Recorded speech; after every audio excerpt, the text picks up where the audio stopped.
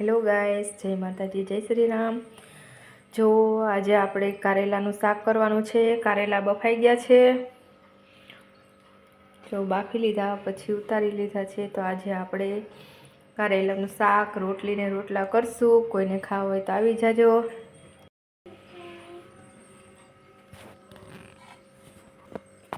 આપણે ચણાનો લોટ થોડોક શેકી લઈએ, પછી મસાલો તૈયાર કરીને ભરી લઈશું।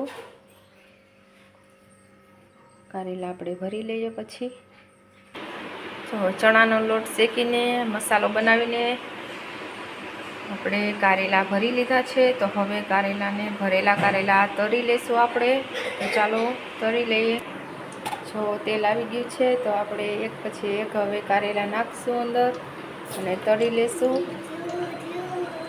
તળાઈ જાય પછી આપણે વઘારીનો કરશું।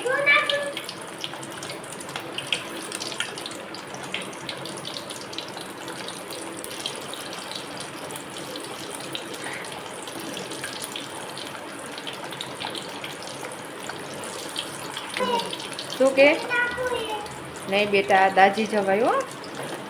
આવું તેલવાળું કામ છોકરાઓને ન કરવાનું હોય। તો તળી જાય કારેલા બધા તળાઈ જશે સરખી રીતે। પછી આપણે એને ચટણી નાખીને વઘાર કરશું। પેલા તળી લઈએ। જો આપણા કારેલા તળાઈ ગયા છે તો હવે એનો વઘાર કરી લઈશું। તો ચાલો વઘાર કરી લઈએ। જો આપણે ચટણી વઘારી લીધી છે તો ચટણી પાકી જાય જરાક, હવે એકાદ મિનિટ પછી આપણે કારેલા અંદર નાખી દઈશું। જો આપણે કારેલા અંદર નાખી દીધા છે તો બસ હવે ચડી જાય તો ઉતારી લઈએ। ચડી તો ગયા જ છે, આ તો થોડીક વાર ચડવા દે વધારે, એટલે હવે બની ગયું છે શાક આપણું કારેલાનું। હવે કિસ્સો આવે તો જમવા બેસી જાય। જો આપણે રોટલા કરી લીધા છે, રોટલી પણ થઈ ગઈ છે। અહીંયા રોટલીને રોટલા પણ થઈ ગયા છે। એક રોટલો ચડે છે।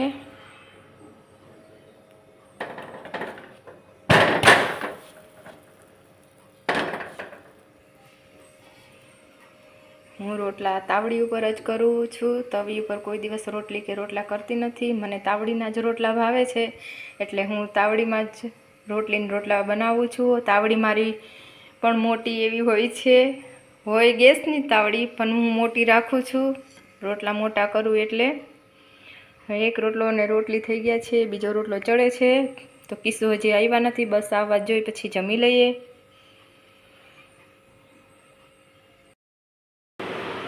ચાલો બધાય જમવા, કિસ્સો આવી ગયા છે તો જો હવે જમવા બેસી જાય। અમારે દાળ ભાત ના હોય તો હાલે, શાક રોટલો ને છાશ જોઈએ। હજી સલાડ બનાવવાનું બાકી છે।